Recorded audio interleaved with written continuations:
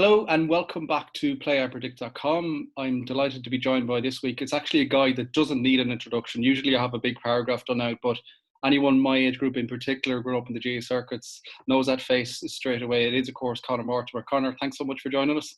No problem at all, sir. How are you? All good? All good, all good. Conor, before we kind of get in, because I know there's a lot of topical stuff that we want to talk about, but just want to wind it back a little bit on your career.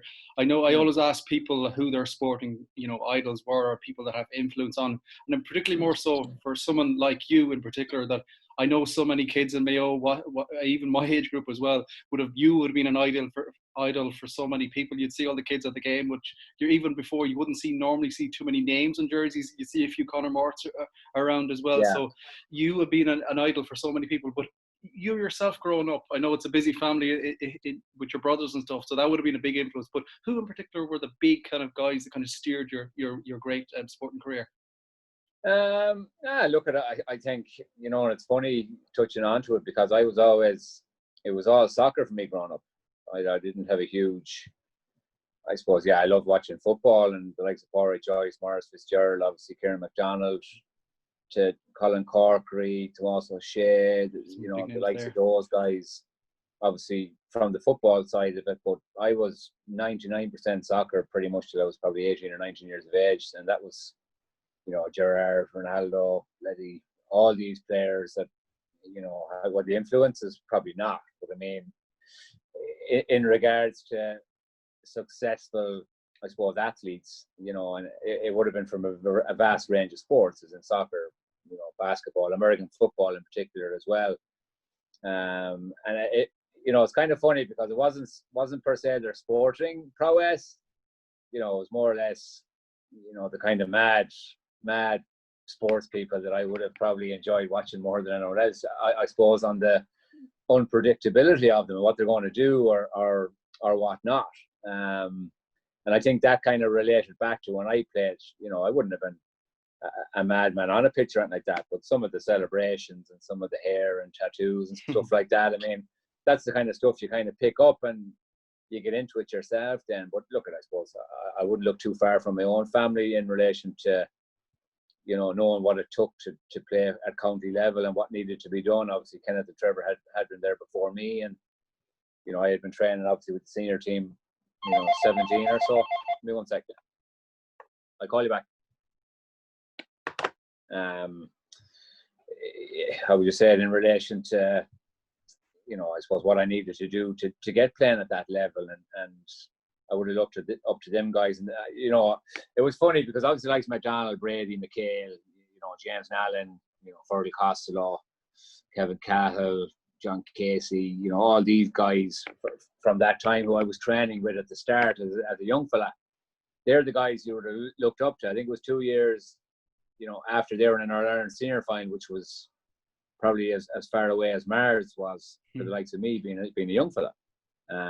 But I think when you get into their company and you start training with them, and after a while, it's you look up to them. No, you're kind of one of them, and then I suppose that's when you touch on when kids start looking up to you. Then it's kind of like passing on a baton or whatever along the way. And I played with them obviously for a few years and stuff, and I think it's just a mixture of so many different sports and different people, and I think the celebration side of it, lifting a jersey, was predominantly from soccer because it happens probably every week. You know what I mean? Yeah, and obviously it's a bit of fun and stuff like that. But I think it was an accumulation of different sports people.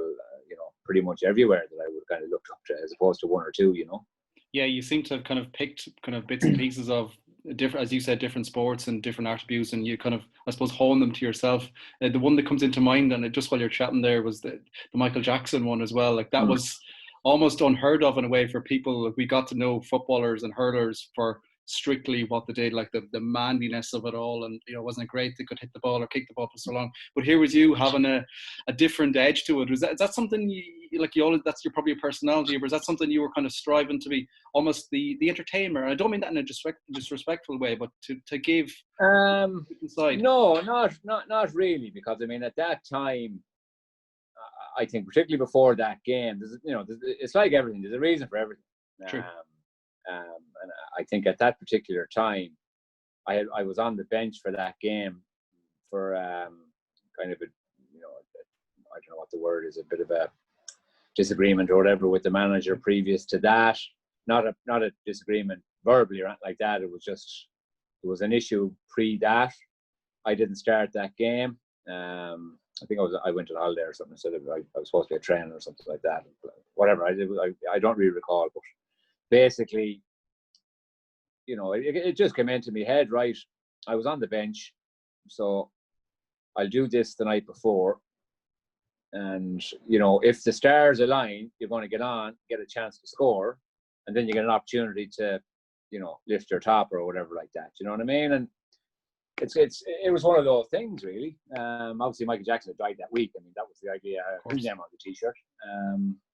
But no, and I'd say 2-minute thoughts. Night before, write this on a T-shirt, put it on under my jersey, get a chance, lift it up, and away you go. And I suppose, look at, did you get attention at the time? Of course you did, but I did as a player anyway. But particularly in Galway and the game that it was against who it was. And, I think that was and obviously to get a goal, obviously at the time, which benefited the team, obviously to win the game. So, I mean, it was just one of those things. I mean, would it have happened if I didn't have it on the top? Maybe not, who knows? But that was all. It was more jest than anything else. And that was that, really. Do you ever I suppose it's more looking back at it now, just curious, like I suppose at times got unfair criticism. I think that's just because I think the elite players get criticised a lot more. There's more expected of them, and then and stuff like that. And I think particularly I'm from Galway as well. So when you are in the bubble, it's hard to explain to people here in Dublin at times just how much of a bubble. Like it's almost because this is going to sound awful disrespectful, but it's almost because back at home at times it's Gaelic football or nothing, and it's the be and end all of everyone's lives. So I think criticism can go completely over the top. Like you were a guy, a true superstar of the game, and then all the other attributes, you the hair, the boots, and everything. You were a true icon. But did you ever feel that kind of gave you unjust criticism, where players that might be a bit more kind of vanilla got away with a lot more? Yeah, if I'm honest, and look, at negative stuff never affected me at that time because, when you're training hard and you're practicing, you're playing well, you don't really care. But, in hindsight, and I've always reverted back to it. If I had been, I mean, you can't really help your personality. You are who you are. True. And I think that probably clashed in my later stages with the manager. Some managers struggle to kind of separate the fact that you're going to go on the pitch and do your job, regardless of how you look or what attention you get or what interviews you're called to do or various aspects like that. Whereas, the quiet Joe Soap, who'd still do the same, but minus the distraction, shall we say, would always get I suppose more leeway.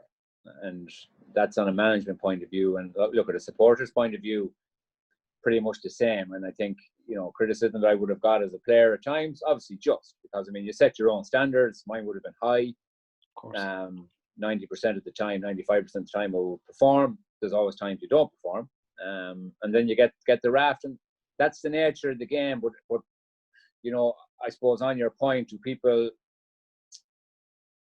I suppose they have more to say because you're slightly different, as opposed to someone that doesn't do anything different. I suppose really just goes out and plays, and even if they're crap week on, there's no criticism. Yeah, but whereas this fella's hair and this fella's boots, and it's an easy target almost. And look, and it's not a disrespect to people, but I genuinely think they're not.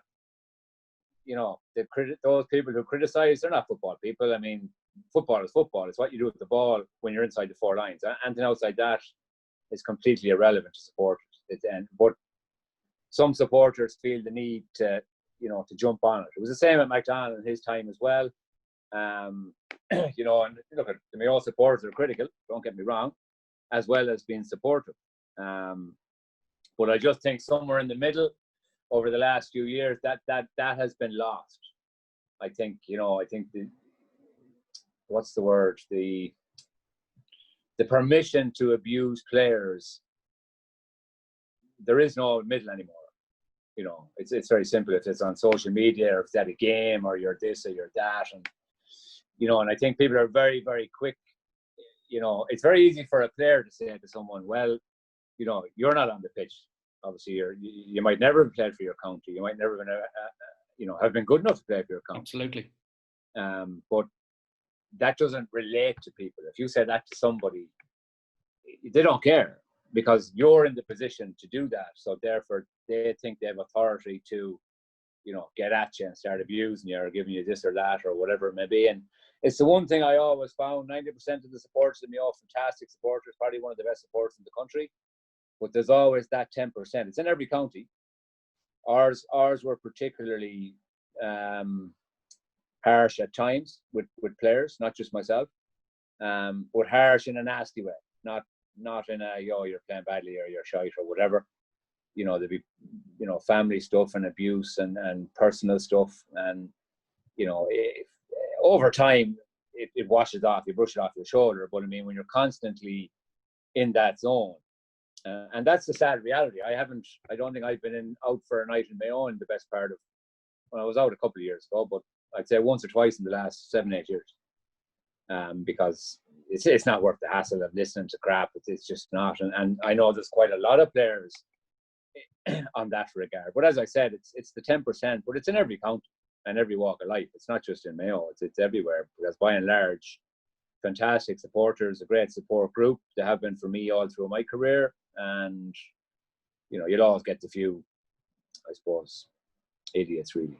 Yeah, Alan, like I think abuse is become more prevalent now. There's so many more platforms to unleash your anger, and it you know, spoke actually recently was enough with Tony O'Regan. He's the former goalie hurler, but performance and personal coach as well. And of kind of I think without getting too deep into it, we're at a generation now where social media is completely taken over, and it's allowed a platform where a generation are not used to. We haven't accustomed, we've no ground rules in social media, so everything goes. And the stuff that people say on social media, we've seen it across various sporting platforms and sporting bodies, but you wouldn't dare say that to someone on the street. And it's become a big problem as well. Like how is it okay to say it behind your smartphone or behind a keyboard, but yet you wouldn't dare have the balls to say it to someone down the street? And how will people adapt with that? And for someone like yourself, and many other county players as well, that have sacrificed so much, to hear that abuse either face to face or behind a keyboard, it must be so difficult to take.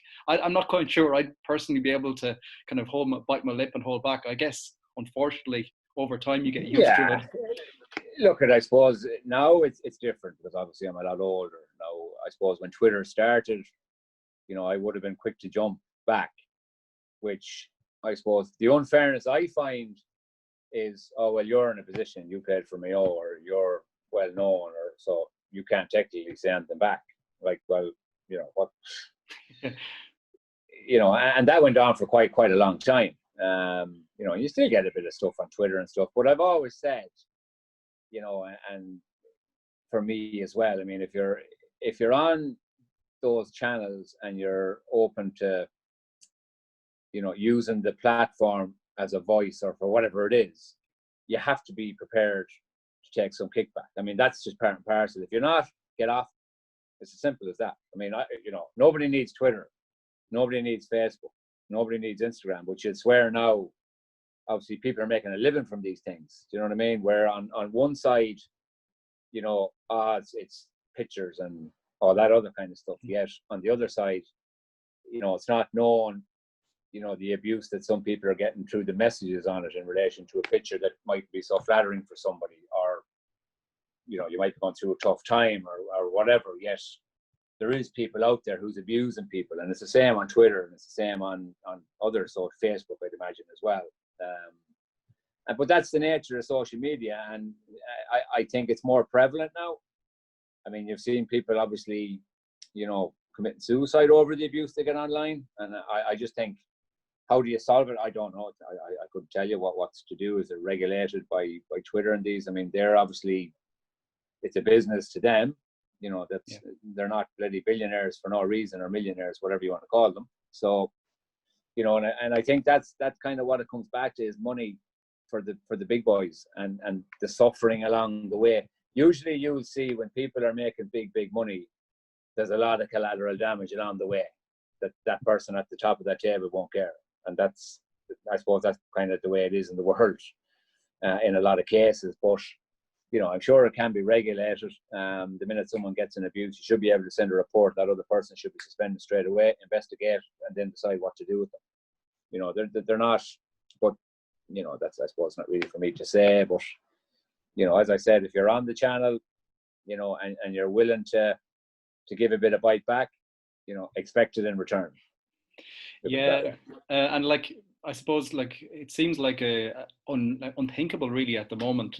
But when you go back 10, 15, 20 years, when we were a bit younger, social media wasn't really prevalent. I think you might have had the likes of Bebo and stuff like that came around. But I suppose your early kind of Mayo career probably wouldn't have been as prevalent, the social media and stuff like that. It's a big difference now for a young guy coming through, or a young person, whatever, male or female, coming through in a sporting environment, that they also have to manage their sporting career, and then there's this other element at the side, which is I always think it's quite difficult for young people coming through now. It is, but I mean, and it goes back to, I suppose, do you get on it or do you not? You know, I think a lot of people nowadays are going on it due to work reasons and getting their companies out there and stuff like that, which is fine. You know, you don't see a lot of interaction from present players on Twitter on these things. There's not a huge amount of it. I think I wasn't hugely on it, but I was on it at the end of my career. And you know, it's obviously difficult for people, but I think you have to be able to separate. You know, it's social media. It's, you know, I use it to check out news, have a rant here and there. You know, check a few pictures of Liverpool or whatever it may be, for those aspects of it, without, you know, I suppose the abusive side of it. But, you know, and I'm no different to everyone else. I mean, you'll obviously see me on it now, ranting and raving about the government every day of the week due to it being closed. So, I mean, you use it for a voice. Does it matter? Probably not. But, you know, I wouldn't give it to someone on a personal level, as in to Joe Blogg saying you're this or you're that, because, I mean, ultimately, you know, I suppose I'm not really that type of person. But, you know, the amount of accounts that aren't real, the ones that are really knife threading to some people, you know, there's a lot of issues. But I suppose, going back to your question with young people, you know, I suppose it's everyone's their own. I mean, imagine everyone is on Facebook or whatever like that, and Instagram anyway. You know, Twitter is hit and miss for some people. But as I say, I don't think it's for youngsters coming through. You know, I'd imagine a lot of them can take it or leave it, because it's until you're more recognized that's when it'll start. You're going to have to search for someone if you want to start talking to them or whatever like that, as opposed to the general, you know, who's well known out there, you know, Barbie, whoever. Then that's when you'll see them on the, you know, on Twitter or whatever social media channel, you know. So, but they have to be careful, because, as I said, the minute you're on these things, you know, there's not a lot of opportunity for the people in, you know, Mayo or, I don't know, Cork or Galway or whatever, to talk to the likes of, you know, Shane Walsh or Aidan O'Shea, but they can go on Twitter and you can be sure these people will see what's said. They'll generally never get to talk to these people, you know what I mean? And that's what a lot of young people try and do. I suppose that's the benefit of it, but, you know, it's a dangerous little world out there on social media. You have to be really, really ready for it, and that's for all ages coming into it. Yeah, and look, we see that across a vast array of sports. You even look at Zaha recently in the Premier League coming into a vital game, some of the horrible stuff being said from a kid and stuff like that. So it's not just GAA related, unfortunately. It is, I think, a bigger problem for society even.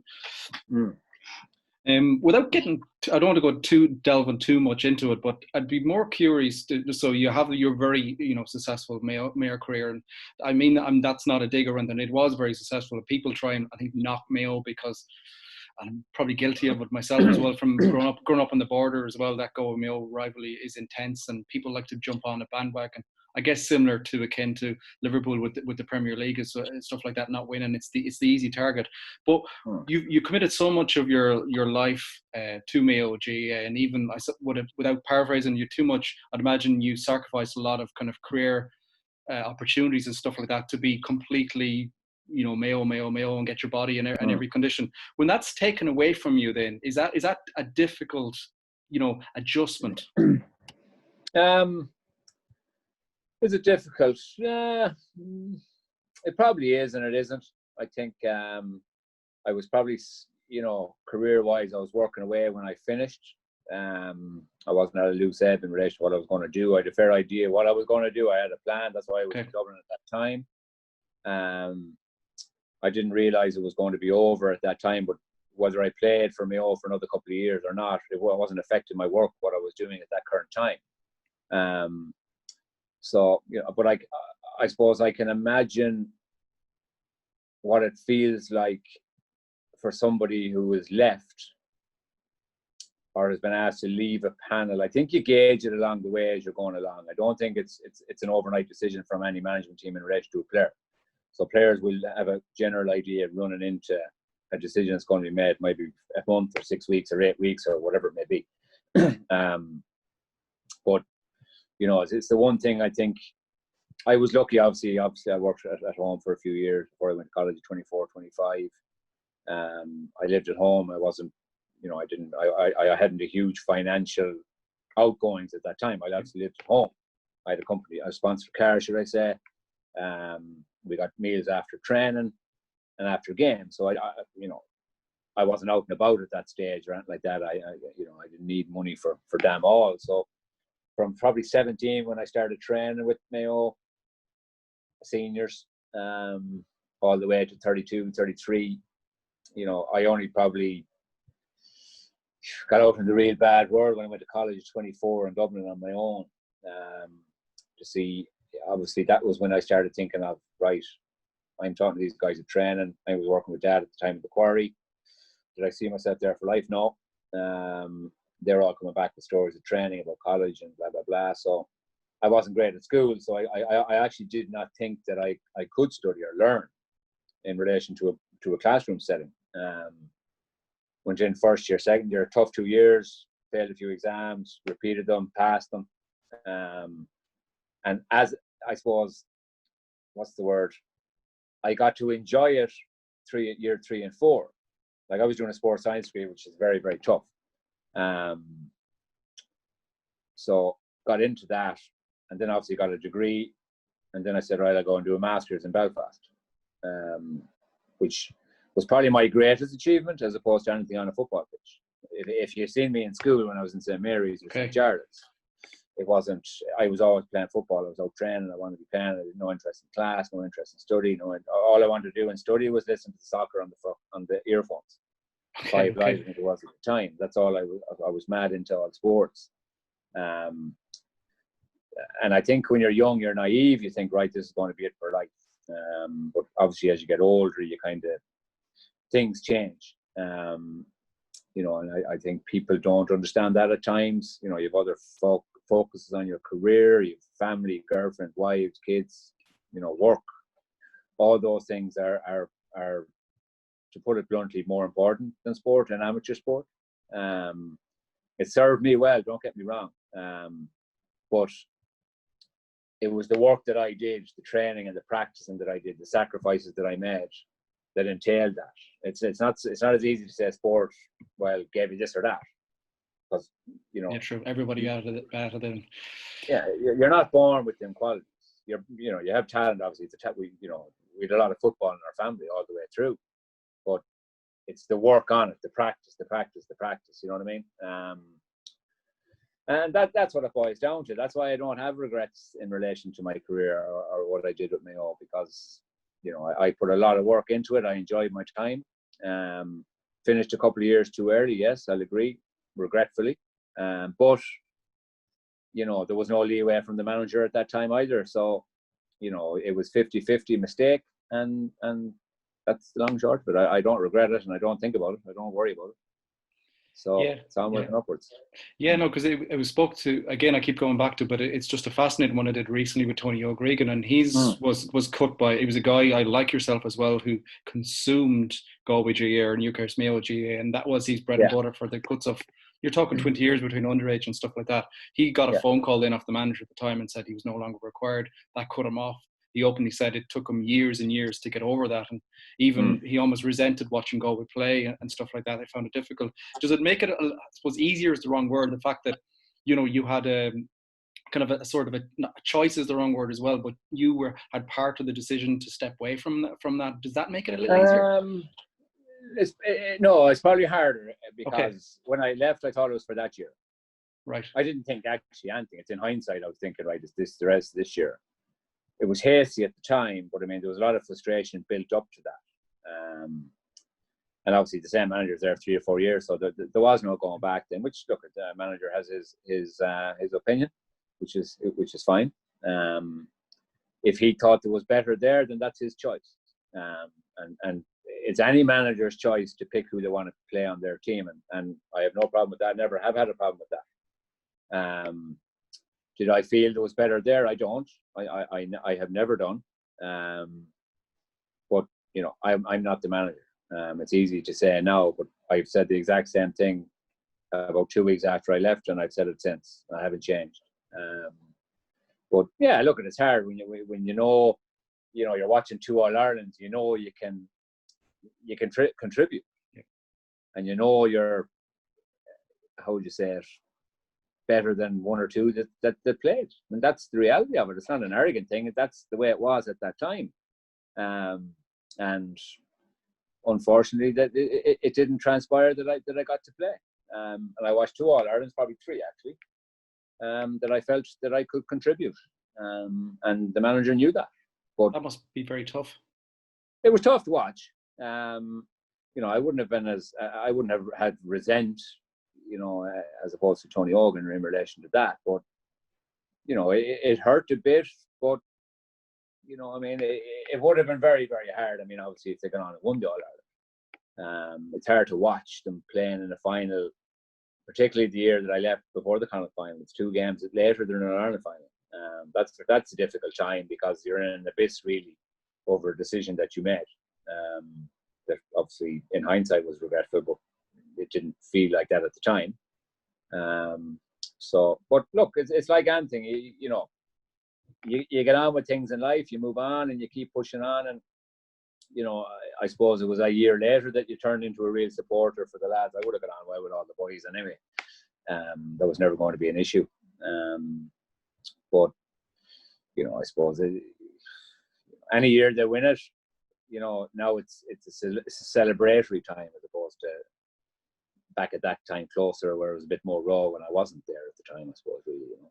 Perfect. And last question, because I don't want to get honed up on this as well, but it's something I think we've seen the game evolve over the last couple of years, and particularly I think with the increase from 3 to 5 subs, and the game literally, it used to be before that you had your 15, and then if you weren't in the 15, you may as well be in the next city or stand or whatever. You weren't going to be involved. But I think through the likes of the dubs and stuff like that, we've seen them. I think people call them finishers now as well, substitutes that come on to, like the likes of Bernard Brogan and stuff like that, who might have lost their starting position but were kind of not happy in a subs role but had an impact as a sub role. Does that ever kind of maybe, I know you were so disappointed, and it's a nature of your personality and what made you so good that you fully believed you should have been first choice. That's taken away. Does it ever kind of come back, maybe, I could have been not the super sub, but I could have had a big impact? Look, of course it does.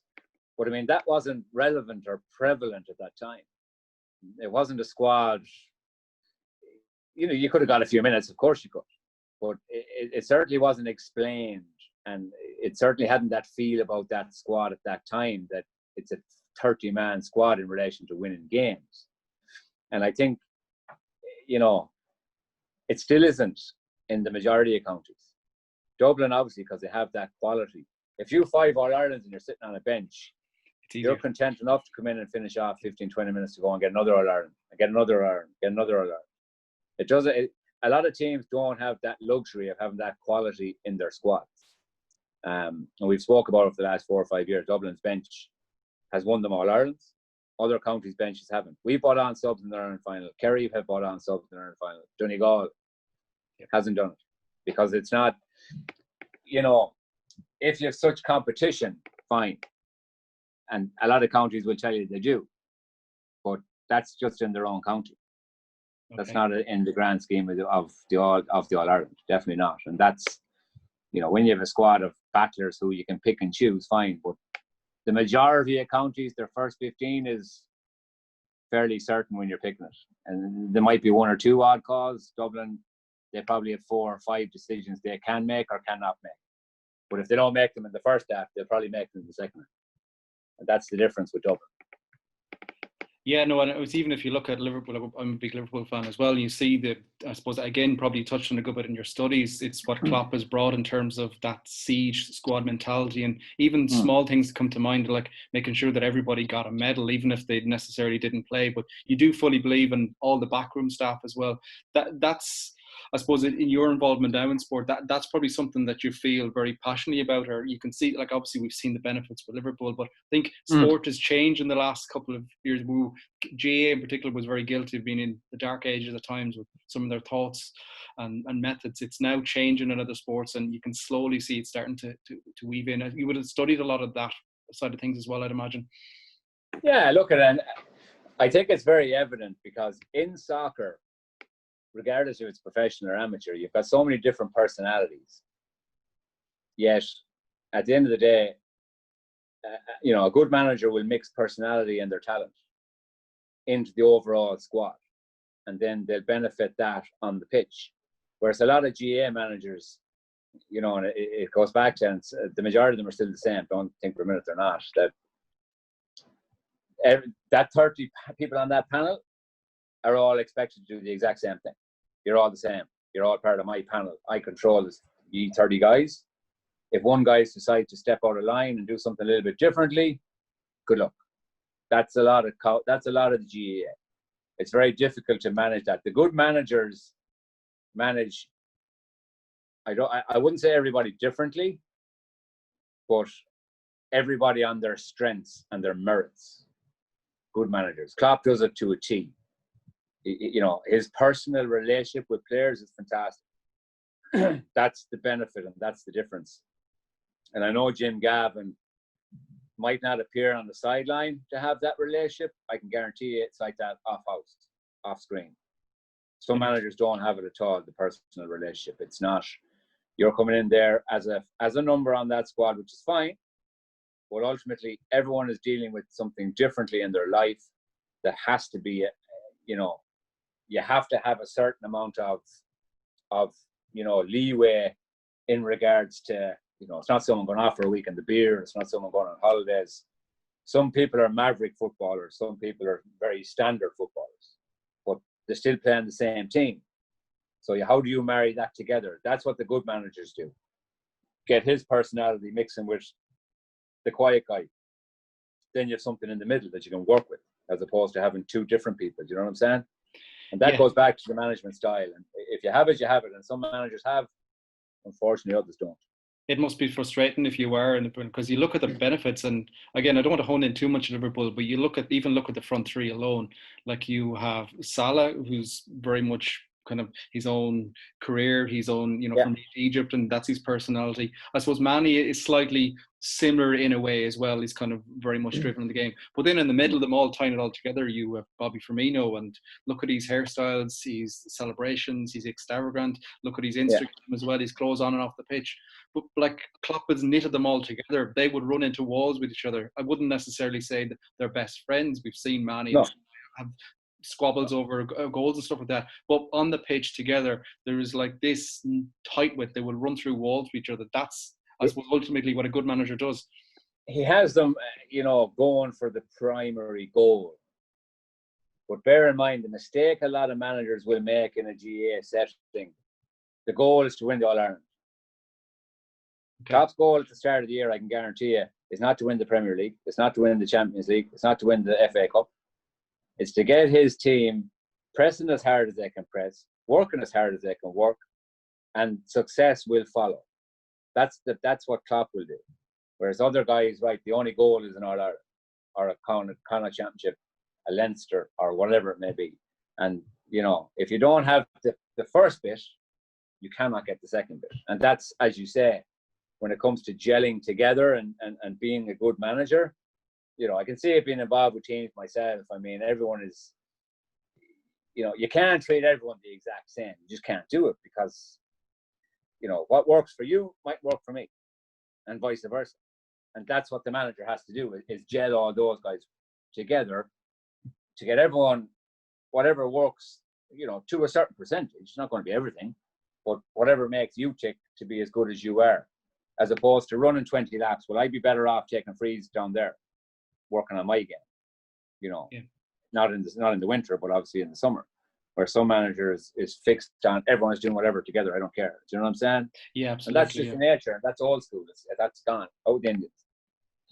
Yeah, so you and then like you've kind of evolved. You said you're managing teams and stuff as well. Do you almost like feel like you have, obviously from your study as well, but your experience of your very successful career and stuff like that, you've seen the good and bad. Do you try and be that modern, that better approach to things when you're involved in teams? Well, I do a lot of coaching. You see, I don't get involved in the management side of it because I wouldn't have the time to commit to it at this moment in my life. But from the coaching point of view, it's every club has a few kind of headers, we'll say, as players. I always relate to them because I know what they're generally very, very good players, but have different aspects of stuff going on in their lives. They might be doing a 9-to-5 job, have 2 kids at home and be steady. You know what I mean? Might be at a bit of a loose end, which a lot of players can be. And they're the ones you work on to reassure them that you're a part of their plans. You know how good they are, but all they need is sometimes an arm around the shoulder, other times a kick in the arse. That's the balance. How can you bring that balance to players? And any team I work with, I'll always say to the manager who I work with, I'll talk to Sean, I'll talk to Chris, I'll talk to Mark, I'll talk to whoever, and I look after them in relation to coaxing them around and getting the best out of them. That's, as a coach, you can be, you can show a fellow kick the ball over the bar every night of the week, 100 times. But it's the other side of it, which is far more important. So that they're comfortable, they're confident in and you're doing your best to keep them on that straight path. Because a lot of times, guys will have, they might have friends or they might have something, they're going to do something. You don't want them to go and do that. You need to keep them focused on the goal that you have of getting this team, as I say, to play a certain way, to in the end hopefully be successful. And that's the kind of balance that you need to get. Because I've seen it both sides. I mean, John Moore and Mickey Moore, knew how to get the best out of me, and gave me the freedom to do that. Now, other managers probably didn't. I probably still played well and was successful, but it was more of a rigid structure, whereas Mickey Moore and Morrison was a lot more widespread. They knew they had different personalities on the pitch. They knew they had different personalities in the changing rooms, and they gave you that opportunity to be who you are, as opposed to, it's like, it's like sometimes in relationships with people, and you see it down the road where you're not going to be someone who's, how would you say it? Give me a manager point of view. He wants you to be this, you're this. That's, it's never going to work. If he wants you to do a certain role or a duty, that's fine. But to be someone you're not, it doesn't make sense, because you got to that stage by being who you are, by being good at what you're doing. And then all of a sudden they want you to change this, and it didn't make sense at times over the years with some people, but I didn't buy into it too much, because I just went down, trained hard, practiced well, and 90%, 95% of the time was picked to start anyway, because I was still playing well. And there's not many managers that will tell you I was difficult, because I was never difficult to a manager. I would have done anything a manager asked all the way through, when they gave me the opportunity. And that's pretty much the long and short. Yeah, perfect. So you're like your move as well up to Dublin, to Parnell's. I know from similarly moving from a small country club up to a club here in Dublin, I found it completely different in terms of the community. And I suppose back home it's one thing, it is the main social everything outlook, and then you come up here and it's like a dot in literally in the big ocean. How did you find that transition from, I suppose, the ultimate club to city? I found it okay. I was in college for 4 years previous to it. That helped as well. It was seamless enough for me. I was out of work for 6 months at home, which needed to try and get some work. There was working around the city. obviously joined Parnell's then, and that was it. It wasn't a big issue for me. I was ready. I've been in and out of Dublin for 10 years previous to that. And I like the cities. I love cities. I like being around the city. So it suited both sides for me. And I enjoyed my time in Parnell's, don't get me wrong. I had a good time there. Enjoyed the football there. Dublin football is very, very competitive. It's very, very physical. But it's enjoyable. It was the same as when we played against Dublin. Good players, tough, physical.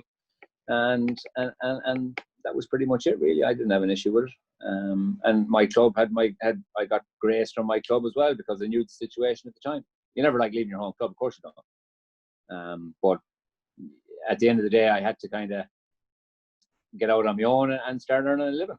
That's what I did. Absolutely. Because you'd kind of spend, I guess, most of your 20s really with just focusing on whether it was your college or working at home, but you were pretty much, Mayo football was your number one. This, from looking at you, it seemed like your career kind of not started, but your professional career, I suppose, you kick-started in terms of Parnell's, and now in your current role at the Glenroyal. How you obviously it's very uncertain times. You're the general manager of the Glenroyal Leisure Club. So that's a dangerous, I suppose, weird situation for you guys to be in at the moment. You're in the area as well. I know from looking at your tweets and stuff like that, you're very passionate about it, put it that way. But I suppose how are things at the moment, or to kind of summarize how the last couple of months have been since we've gone into lockdown pretty much? Look, at the first lockdown was very, very tough. We didn't have a time frame on it, just dragged on. I mean, you're just thinking, what do you do for as your work? Obviously, I was employed and I was working throughout in the hotel, to be fair. But obviously came back, started strong the last 5 or 6 weeks.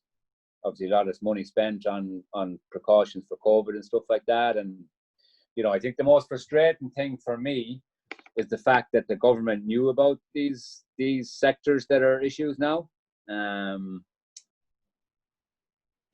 And should have acted on it well in advance. That there hasn't been cases traced back to gyms, swimming pools, bars, even for that matter, at this moment in time yet, due to another sector's mistakes and virus that, 6 hours notice and you're closed for 2 more weeks, which could be 3 weeks, could be 4 weeks. We don't know. And I think that's I think anyone in our sector in Kildare, Leisure Offaly, probably feels that it's very unfair that due to another sector's mistake that we're paying the penalties and obviously losing the revenue for that, because obviously August was the month to get in as much revenue as you can if the schools are opening again for staycations and stuff, and now 2 weeks that are gone for us, which is very, very disappointing. And as you say yourself, I mean, who knows what's going to happen in the next couple of months? Nobody knows. Obviously, on the leisure side of it, the gym will probably get back to being busy the minute it opens. But, we're all using the COVID app, yet it doesn't really matter when it comes to the government if they try to close you. So why, there's no one in my facility. Why do I need the app? That's pretty much my take on it. I'm not out anywhere. I go to work, I go home, I go to work, go home. That's it. So they have it everywhere. Yeah, I'm conscious I don't want to pigeonhole or kind of tar people, but we have seen, big, this was as big kind of issues, I would flag them, or potential issues. You have direct provision. You've obviously have the issues we've discussed here in terms of the certain industries where it just went like wildfire there as well. And you still have the likes of the airports are still open, so there's still people going. And then I guess there's people then, maybe it's a reflection of that all, that they're, particularly some of the young people, they're so cheesed off and they're so frustrated about everything else that they don't have a pub to go to, or they don't have a nightclub to go to. They're young, they want to get out and about, can't really get to sports, so they're having house parties, and we've all seen stuff like that. So all in all, it's a big and utter mess really at the moment. There just seems to be resentment, anger and frustration. It doesn't really see the calm head to make a solution out of it all. No, well, I think since the CMO has left, to be fair, I think if he was still there, you wouldn't see this issue. I don't think you'd see as much backlash from the people. I think the change of government, I think people need to realise the government changes. We're staring a recession in the face. They give themselves a pay rise straight away. They look at 6 weeks holidays after a couple of weeks. And I think they're just kicks in the face for the citizens of the country. And I think that's where the problem lies. Regardless of working situations. I mean, the airports, we have a trade deal obviously with the UK. It's very difficult to close. I can understand that. That's not an issue for me. Should everyone be tested coming into the airport? Of course they should. Like in other countries, I mean, they say they're looking at other countries, but they do that when it suits them. When it doesn't suit them, the likes of Portugal, you have to have a COVID negative test 72 hours before you fly out of the airport. You know, we're not looking at that. They sent a list to the teachers last week about all these American schools, as opposed to schools around Europe where cases are increasing when the schools open. And, you know, look, the bottom line is, and I've said this at the start, I think this is obviously a sign to cleanse the world.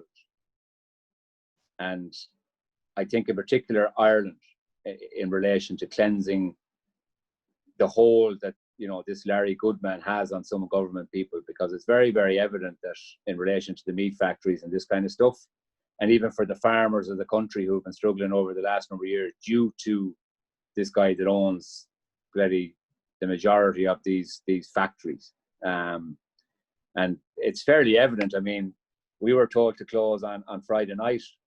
The meat factories weren't told to close. I mean, Simon Donnelly, the minister, had said, it's my personal opinion. You know, we were told Friday evening on the news, close. And yet the factories where the clusters are, who has forced us to close, were still operating. I mean, obviously people are going to get frustrated and be wondering, like, I mean, what's going on here? I mean, that's the reality of it. But, you know, Irish people, to be fair, we take a lot.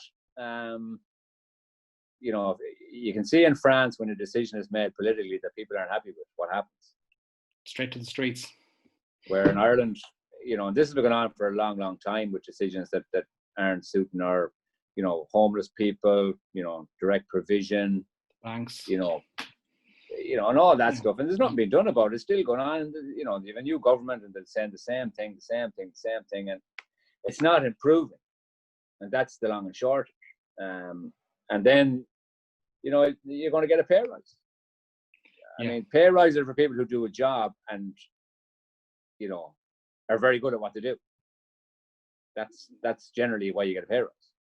I mean, you're doing a good job, so you get an increment or whatever like that.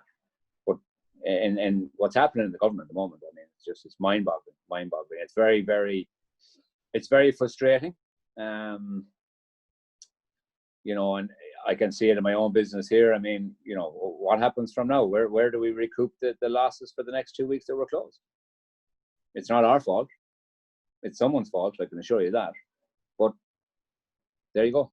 That's where we're at. Yeah, and particularly as well that you've gone to the time and expense as well to get everything, you know, rejigged. And I know even I was talking to a school teacher during the week as well, and he's going around his classroom trying to get do the impossible, like it's loaves and fishes style stuff about getting desk, and then you can stream it from the next room. We don't have a next room. You get a prefab. There's 8 weeks planning permission. It's just it's hard to see, and particularly yourselves there as well. You spend so much time, money. I know even you've tweeted and stuff how much time you were in there getting ready during lockdown, the excitement of getting back, because everybody's seen the benefit of exercise for mental health and everything else that goes with it during the lockdown. And here you are, a facility that can, you know, entail that and encourage that, and you're cut down again. That to me, I'd be very much like you, ranting and raving on social media, I have to say. And like it's very frustrating for a business, and it's very frustrating for myself, because, you know, you have to be realistic. I mean, the uncertainty about your job, the uncertainty about your business moving forward, that's the reality. That's what we're living in. You know, I have a newborn baby coming in 12 weeks. I've bought a new house last year, and then you have this uncertainty due to, you know, issues elsewhere. And that's the frustrating part, because these sectors, as in these factories, have been flagged months ago that they're going to be issues. I mean, there was a piece in the Times there, Micheál Martin, about, they're an issue 3 months ago. And now here we are 3 months later. We're getting back to business, you're getting back to some sort of normality. And then due to whatever happened in factories, I don't know. But I know that cases are out the door. That whatever was said to be done wasn't done. And that's the reality. I know Varadkar was saying about not blaming someone, like, you can't just not blame someone. People are going to be out of jobs. People are going to be on the street. You don't blame someone. What do? Just take it, because that's what they expect in the government, and they're used to taking this. They're used to doing what they please, having no penalties for it, and that's pretty much the long and short. Like I see last week, I don't know, it was a couple of weeks ago, about some minister getting a car to go to the north, specifically, and a cop to go to the north. So, like, give me a break. Give me a break. But not my argument, not my place to be arguing about it. It's just frustrating from a business point of view, that, and even for, as you say, mental health for the members. Gym usage, pools, families. It's ridiculous. And they actually expect people to keep adhering to this. No. What are they going to do when a business closes down? Nothing. The consequences are huge, aren't they? The consequences are huge. They don't care. They don't care. They'll say, yeah, we've grants and we've this and we've that and we've everything else. Every penny that comes in has to be paid back. Whether it be a grant or whatever it's going to be. And it's all us that's going to be paying it. They're not going to be worried. I wouldn't be worried about it if I was getting 200 grand a year either. Look at it that way. I suppose that's where it's way. Well, I'll flip it on its head, and I don't want to put you on the spot too much. Like, we've talked about a lot of the big problems and stuff like that. But what, like, if you were the other side of the desk, you're the one getting that big cushy number, you're the one getting that car. What are the things that you would like to control from that you have witnessed now, and you've been on the far end of it, probably as good as judge of anybody? What are the simple things that you would like to do that would help, would have everything, try and get us out of this mess? Look, I'm no politician and I'm no expert on legal affairs either, but you have to look at the travel. That's one of the main ones. You look at getting extra police in certain areas. I mean, there was chaos in Kilkee, there was chaos down in a couple of other parts of Tralee or Dingle or somewhere. You police these areas, and when you're warned about sectors, I mean, meat factories, like, use a bit of common sense. Very, very loud facilities, very difficult to hear someone. Social distancing, very difficult. So make a plan for these factories, one way or another, and actually send an inspector. Like, I mean, it came out a few days ago that the HSE stopped sending inspectors because they knew they're going to get COVID. I mean, it's laughable, isn't it? It's just mind-blowing stuff, man. I mean, if I made a decision like that in my current job, I'd be sitting out at the door office. There's no doubt about it. There is no doubt in the world about it. And then there's a couple of, they're the main things. I mean, listen to the people in relation to where the issues are. I mean, them things were mentioned months ago. Yes. Sure. A lockdown, fine. Everyone locks down, numbers go down. No doubt about it. But, more clarity for people, I think, is give me a number of people in Timahoe that have COVID-19. I don't want a number in Kildare. Give me a number in Timahoe where the factory is, or in Offaly where this direct provision place is. You need to be exact so these people in these areas can be aware. And then lock down a town. There's 200 cases in X town. Lock it down. 2 weeks. Bang. There you go. And that's it. Like, these things aren't. It's easy for me to say, obviously, because I'm just, I suppose, looking on. But I mean, businesses are really, really hurting. And that's the, especially hospitality, and even pubs, common sense. A pub in Dublin City in the middle of Temple Bar is very different to a pub in Shrewell, County Mayo. Very true. There's a big difference. Yet, everyone, is staying closed. And I go back to it in relation to gyms, audits from gyms. Never, not a hope, no chance, not seeing anybody. Like, a gym who is well financed can get staff to do the cleaning, ensure social distancing, ensuring people are wearing masks, ensuring people are adhering to the guidelines. A smaller gym may not be able to afford that. Yet we're all in the same umbrella, same bracket. There's no separation. There's no difference. Do you know what I mean? If I'm making 150 grand a year, whoever's over me, right, I'm taking 50 grand off you, and I'm hiring 5 advisors or 5 auditors to go out to these places and check them. But no, we pay for it. We'll pay for it.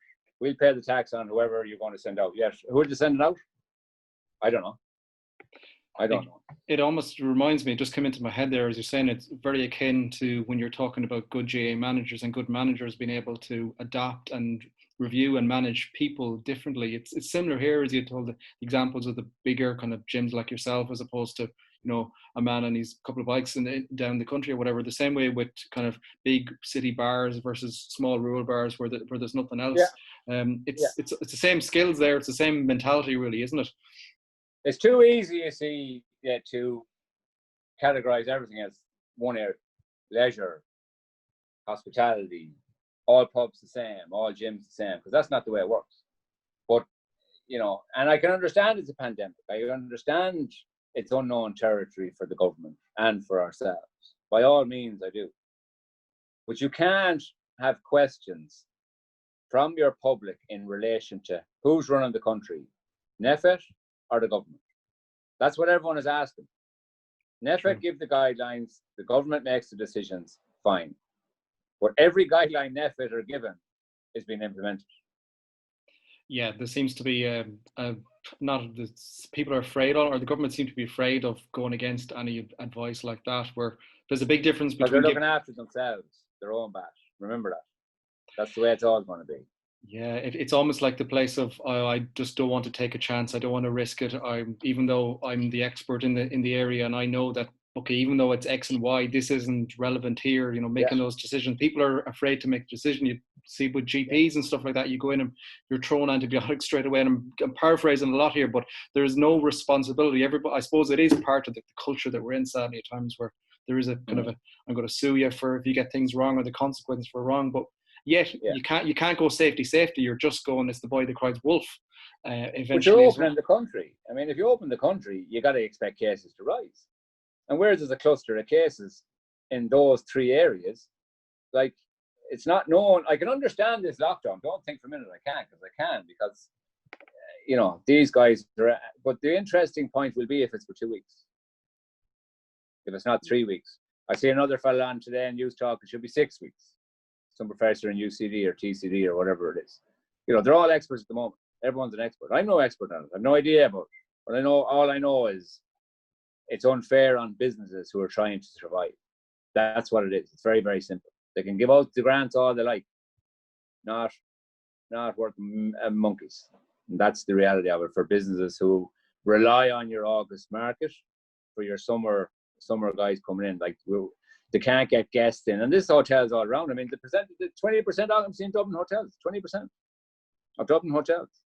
Like, that ain't sustainable, no matter what walk of life you're in, and that's Dublin City. So, look at it. It's just one of those things, and as I said, I don't envy the guys in the government at the moment, to be honest. But I mean, give a reason for your rationale. Don't put it on Twitter where you don't even bother interacting with people.